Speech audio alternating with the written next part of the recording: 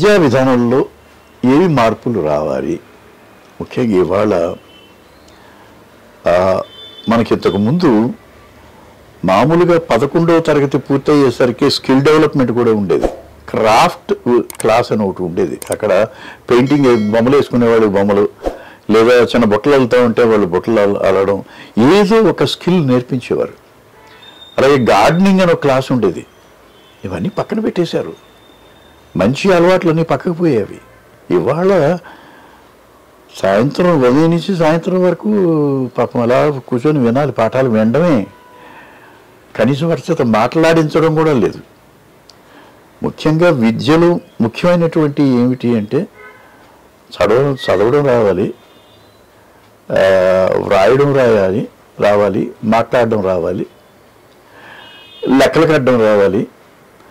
చేత ఎప్పుడు కూడా ఒక లాంగ్వేజ్, మ్యాథమెటిక్స్ లాంగ్వేజ్, ప్రపంచం గురించి తెలియాలి, ఒక జాగ్రఫీ. పిల్లల్లో వాళ్ళ సత్సంబంధాలు ఉండాలి, గురువుకి శిష్యులకి మధ్యలో సంబంధాలు ఉండాలి. స్వామి వివేకానంద అంటారు, the greatest relationship in the world is that of the teacher and the taught. అంటే ప్రపంచంలో ఒక గొప్ప సంబంధం ఏమిటి అంటే గురు శిష్య సంబంధమే. అదే నిజమైనటువంటి సంబంధం. పూర్వం ఫలానా వారు నా గురువు అని చెప్పుకునేవారు. ఇవాళ బాబు ఏ కాలేజీలో చదివు? ఫలానా కాలేజీలో చదివానండి. మీ ప్రిన్సిపాల్ గారు ఎవరంటే గుర్తులేదండి అంటారు. అక్కడున్న ప్రధానోపాధ్యాయుడు, ప్రధాన అధ్యాపకుడు కూడా గుర్తు లేకపోతే అంటే ఏ రకమైనటువంటి సంబంధాలు ఉంటున్నాయి? టీచర్ టాట్ రిలేషన్షిప్ అంటారు. ఎందుకంటే అదొక ఫౌండేషన్ లాంటిది. నాకు ఉపాధ్యాయుడు నచ్చకపోతే ఆయన చెప్పే పాఠం నాకు నచ్చదు. ఆయన నా పట్ల ఒక అభిమానం, ప్రేమ, ఆప్యాయత చూపిస్తే ఆ సబ్జెక్ట్ నాకు బాగా వంటపడుతుంది. ఇది ఇవాళ ఆ టీచర్ టాట్ రిలేషన్షిప్ అనేటువంటిది కరువు అయిపోతుంది. ఎందుకంటే నేను ఇంకా రిటైర్ అయి బయటికి రాలా, పదవీ విరమణ చేశాను కానీ వృత్తి విరమణ చేయరా. ఇవాటి కూడా ఇంకా కాలేజీలకు వెళ్ళి పాఠాలు చెప్తున్నాను నేను. అసలు ఆ టీచర్ టాట్ రిలేషన్షిప్, గురు శిష్య సంబంధం అనేటువంటి దూరం అయిపోయింది. రెండవది వాళ్ళ చేత చెప్పించాలి. చిన్నప్పుడు మాకు వాటి కూడా కాస్త మంచి గోతులు ఉన్నాయంటే కారణం ఏమిటంటే గట్టిగా చదివించేవారు. ఒక 2 2 2 2 4 2 3 6 అని గట్టిగా అందరం కలిసి బృందగానంలాగా చెప్పేవాళ్ళం. ఆ వోకల్ కార్డ్స్, వాటికి ఎక్సర్సైజ్ వస్తుంది, వాయిస్ కల్చర్ పెరుగుతుంది. తర్వాత అవి జ్ఞాపకం పాటలాగా చెప్పేవాళ్ళు. ఆ పాట జ్ఞాపకం వచ్చేది, మొత్తం అంతా జ్ఞాపకం వచ్చేది. అసలు ఈ రకమైనటువంటి విద్యా విధానాన్ని నుంచి దూరం అయిపోయి, సరే కంప్యూటర్స్ అంటున్నాం, నేర్చుకోవాలి, no doubt about it. Computers అనేవి నేర్చుకోవాలి, ఇంటర్నెట్ ఆఫ్ థింగ్స్ నేర్చుకోవాలి, ఆర్టిఫిషియల్ ఇంటెలిజెన్స్ నేర్చుకోవాలి. కానీ కంప్యూటర్ని వినియోగించేంత వరకు మనం ఆనందంగా బతుకుతాం.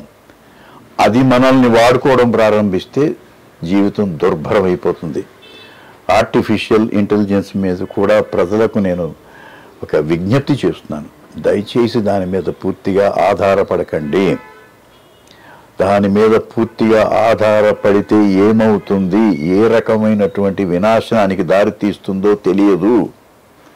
1968లో 2001 స్పేస్ ఒడిస్సీ అని ఒక చిత్రం వచ్చింది, ఇంగ్లీష్ ఫిల్మ్. అది ఒక సంచలనం సృష్టించింది ఆ రోజుల్లోనే. ఎందుకంటే ఒక స్పేస్ క్రాఫ్ట్ అంతరిక్షంలోకి పంపిస్తే అందులో ఉన్న కంప్యూటర్ ఎదురు తిరుగుతుంది. కింద గ్రౌండ్ కంట్రోల్ నుంచి చెప్తారు, అక్కడ ఒక చిన్న పొరపాటు జరుగుతుంది, కోర్స్ అంటే అది వెళ్ళే మార్గం తప్పుతోంది అంటే దాన్ని సరిచేయడానికి వెళితే ఆ స్పేస్ క్రాఫ్ట్లో, ఆ నౌకలో ఉన్నటువంటి స్పేస్ క్రాఫ్ట్లో ఉన్నటువంటి కంప్యూటర్ ఎదురు తిరుగుతుంది. నో, నన్ను ముట్టుకోవడానికి వీల్లేదంటుంది.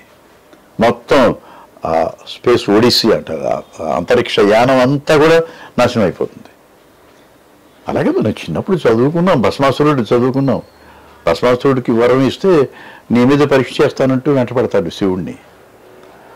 అలాగే ఫ్రాంకెన్స్టీన్ అనేటువంటి ఒక కథ చదువుకున్నాం చిన్నప్పుడు. ఒక ఒక మనిషి ఒక వ్యక్తిని తయారు చేస్తాడు, అతి తెలివైనటువంటి వ్యక్తిని. ఆ తెలివైనటువంటి వ్యక్తి ఈ మనిషిని తినడానికి ప్రయత్నం చేస్తాడు.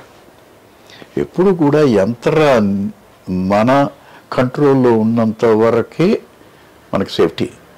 అది మనల్ని శాసించేటువంటి పరిస్థితి వస్తే మనం ఏమవుతుందో కూడా తెలియదు.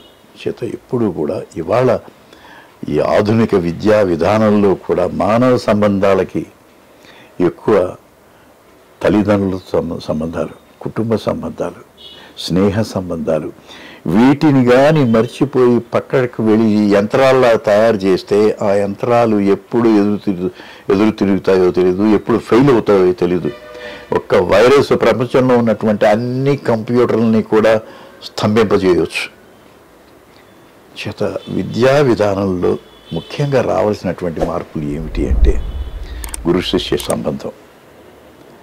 అలాగే పిల్లలకి వాళ్ళకి మాట్లాడడం నేర్పించడం, వాళ్ళకి చదవడం నేర్పించడం, వ్రాయటం నేర్పించడం. బేసిక్ స్కిల్స్ అంటారు వీటిని, బేసిక్ స్కిల్స్. ఆ తర్వాత మిగతా నేర్పించండి, కంప్యూటర్స్ నేర్పించండి, ఇంటర్నెట్ ఆఫ్ థింగ్స్ నేర్పించండి, ఆర్టిఫిషియల్ ఇంటెలిజెన్స్ నేర్పించండి, హయ్యర్ స్కిల్స్ నేర్పించండి. ప్రపంచంలో ఒక గొప్ప నైపుణ్యం గల వ్యక్తులుగా తీర్చిదిద్దండి. కానీ నేల విడిచి సాము చేయొద్దు.